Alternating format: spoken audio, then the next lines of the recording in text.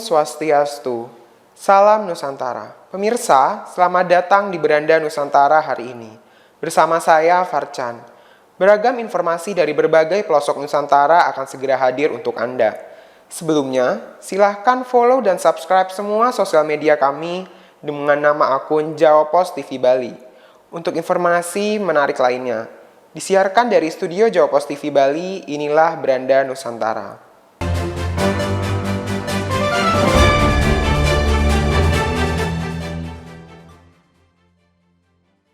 Gubernur Bali Wayan Koster mengeluarkan panduan berwisata bagi wisatawan mancanegara selama berada di Bali.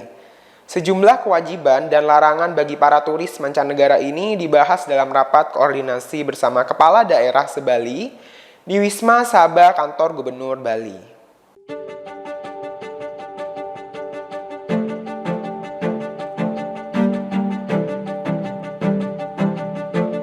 Mulai 1 Juni 2023, wisatawan mancanegara yang akan berwisata di Pulau Dewata harus mengikuti sejumlah aturan yang ditetapkan pemerintah Provinsi Bali. Gubernur Bali Wayan Koster baru saja mengeluarkan panduan bagi wisatawan yang tertuang dalam Surat Edaran Gubernur Bali Nomor 4 Tahun 2023 tentang tatanan baru bagi wisatawan mancanegara selama berada di Bali. Terdapat sejumlah kewajiban dan larangan bagi turis asing yang dibahas dalam rapat koordinasi yang melibatkan seluruh kepala daerah se-Bali, juga pimpinan instansi dan lembaga tinggi negara di wilayah Bali. Rakor ini berlangsung pada Rabu 31 Mei di kantor Gubernur Bali Denpasar. Berikut kewajiban dan larangan bagi wisatawan mancanegara selama berada di Bali. Wisatawan mancanegara wajib memakai busana yang sopan saat berkunjung ke kawasan tempat suci dan selama beraktivitas di Bali. Berkelakuan sopan di kawasan suci, kawasan wisata, restoran, tempat perbelanjaan, jalan raya, dan tempat umum lainnya. Melakukan transaksi dengan menggunakan mata uang rupiah dan memiliki SIM internasional maupun nasional. Tertib berlalu lintas di jalan, menggunakan helm, serta tidak dalam pengaruh minuman beralkohol dan atau obat-obatan terlarang. Wisatawan mancanegara juga dilarang untuk memasuki Utamaning Mandala dan Madyaning Mandala tempat suci atau yang disucikan seperti pura dan pelinggih, kecuali untuk keperluan bersembahyang dengan memakai pakaian adat Bali. Para wisman juga dilarang memanjat pohon yang disakralkan, berkelakuan yang menodai tempat suci seperti menaiki bangunan suci dan berfoto tanpa pakaian, bekerja atau melakukan kegiatan bisnis tanpa dokumen resmi, dan terlibat dalam aktivitas ilegal termasuk obat-obatan terlarang. Jadi kita ingin agar wisatawan yang datang ke Bali adalah wisatawan yang berkualitas. Kita tidak ingin pariwisata itu membawa bencana buat Bali, apalagi membuat masalah yang berdampak lebih serius bagi kehidupan masyarakat Bali terkait dengan alam, manusia, dan kebudayaan Bali. Kita tetap akan menjadikan pariwisata sebagai sektor yang menjadi sumber kehidupan masyarakat Bali, tetapi pariwisata yang betul-betul menjaga kearifan lokal, memuliakan adat, tradisi, seni serta budaya Bali, dan juga menghormati semua tatanan kehidupan masyarakat yang ada di Bali. Gubernur mengatakan, turis manapun yang melanggar aturan negara Indonesia akan diberi sanksi dan berhadapan dengan hukum yang berlaku.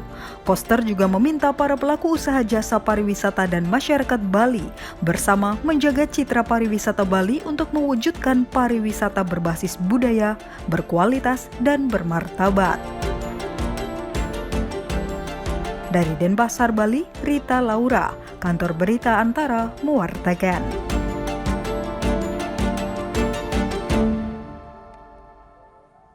Presiden Joko Widodo dalam rapat terbatas di Istana Kepresidenan memerintahkan Menteri Investasi, Kepala Badan Koordinasi Penanaman Modal, Bahlil Lahadalia dan jajarannya untuk mempercepat pengembangan ekosistem baterai kendaraan listrik di Bantaeng, Sulawesi Selatan. Presiden bahkan meminta groundbreaking dilakukan pada September 2023. Presiden Joko Widodo meminta jajarannya agar mempercepat realisasi investasi asing dan domestik untuk pengembangan ekosistem baterai kendaraan listrik di kawasan industri hijau Bantaeng, Sulawesi Selatan. Investasi asing untuk kendaraan listrik itu berasal dari Inggris yang bekerja sama dengan perusahaan dari Belgia, badan usaha milik negara, BUMN di Indonesia, dan Swiss. Kepala negara bahkan memerintahkan Menteri Investasi, Kepala Badan Koordinasi Penanaman Modal Bahlil Lahadalia, agar groundbreaking atau peletakan batu pertama dilakukan pada September 2023. Hal tersebut dikatakan oleh Bahlil usai menghadiri rapat terbatas di Istana Kepresidenan Jakarta, Rabu 31 Mei. Percepatan yang dimaksudkan oleh Bapak Presiden itu adalah segala sesuatu administrasi, proses mekanisme sesuai dengan aturan yang bisa dipercepat. Jadi jangan kita lambat hanya karena dengan kajian terus. Negara ini terlalu banyak kajian sampai kemudian hal prinsip kita lupa. Jadi arahan Bapak Presiden jelas, minta dipercepatan di bulan September harus semuanya sudah selesai. Bahlil mengatakan, nilai investasi untuk ekosistem baterai kendaraan listrik di pantai mencapai 9 miliar dolar Amerika Serikat dengan produksi baterai sel untuk memenuhi permintaan dalam negeri dan ekspor.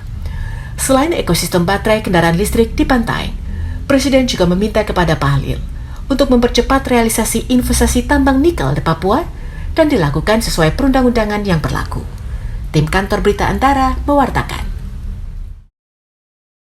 Kepala Badan Kebijakan Fiskal Kementerian Keuangan menyatakan momentum investasi di Indonesia saat ini dalam kondisi baik. Ia pun memastikan kinerja investasi di tanah air akan tetap aman meski ada pelaksanaan pemilu 2024. Badan Kebijakan Fiskal BKF Kementerian Keuangan yakin kinerja investasi di Indonesia ke depan tetap aman meski ada pelaksanaan pemilu 2024. Hal tersebut disampaikan Kepala BKF Febrio Nathan Kacaribu di Jakarta, Rabu 31 Mei. Menurut dia, tingkat konsumsi pada masa pemilu kemungkinan besar akan meningkat tinggi. Sebab, aktivitas pemilu melibatkan jutaan orang pada berbagai kegiatan dari pesta demokrasi. Di sisi lain, pasar Indonesia juga menunjukkan kinerja yang positif.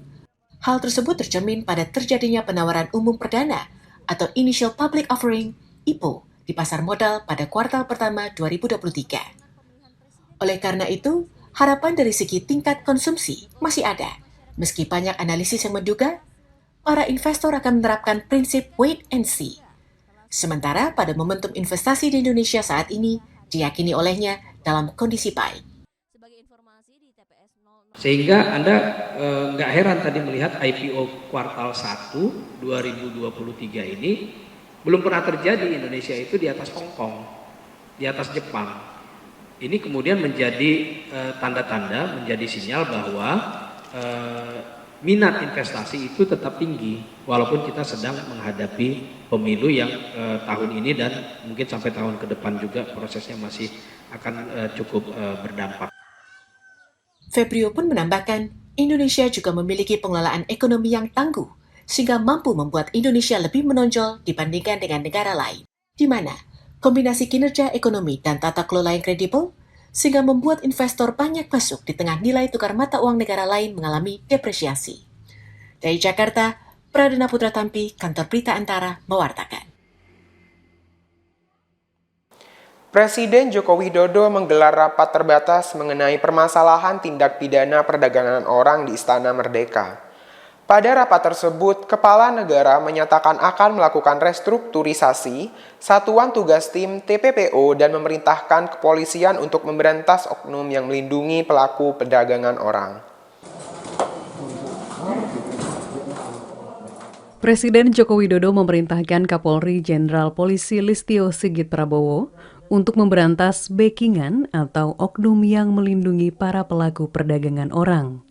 Menurut Presiden, oknum-oknum tersebutlah yang membuat sistem birokrasi dalam penyelesaian kasus-kasus TPPO menjadi terhambat. Karena itulah Kepala Negara juga meminta untuk dilakukan restrukturisasi terhadap Satuan Tugas Pemberantasan dan Pencegahan TPPO. Pernyataan Kepala Negara tersebut disampaikan oleh Menteri Koordinator Bidang Politik, Hukum, dan Keamanan Mahfud MD usai menghadiri rapat terbatas di Istana Merdeka, Jakarta, Selasa 30 Mei. Karena semua tindakan yang tegas itu di-backing oleh negara. Tidak ada backing-backingan bagi penjahat. Backing bagi kebenaran adalah negara, backing bagi penegakan hukum adalah negara.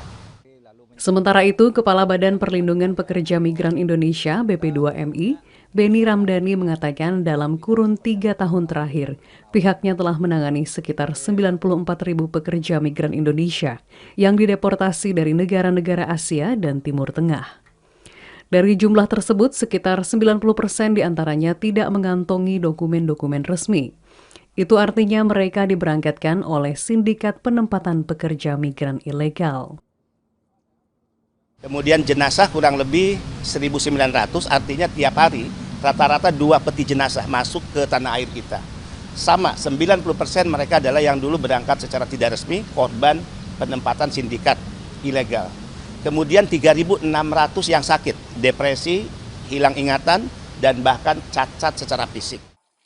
Dalam rapat tersebut, Presiden bahkan menegaskan negara akan bersungguh-sungguh dalam memberantas tindak pidana perdagangan orang, TPPO. Ini untuk menunjukkan kepada publik bahwa negara, kepolisian, TNI, dan aparat-aparat pemerintahan bertindak cepat dan hadir. Tim Kantor Berita Antara mewartakan. Direktur Bisnis PT Jakarta Propertindo, Adi Atniana, mengatakan penjualan tiket kejuaraan Formula E pada H-3 penyelenggaraan sudah mencapai 70%. Ajang balap mobil listrik bergengsi itu dijadwalkan berlangsung selama 2 hari pada 3 dan 4 Juni 2023.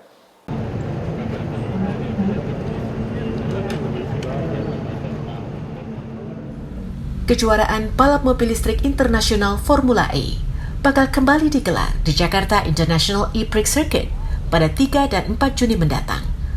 Mendekati perhelatan tersebut, Direktur Bisnis Jakarta Propertindo Jakpro, Adi Atniana, selaku penyelenggara mengatakan 70% atau sekitar 56.000 tiket telah terjual hingga saat ini.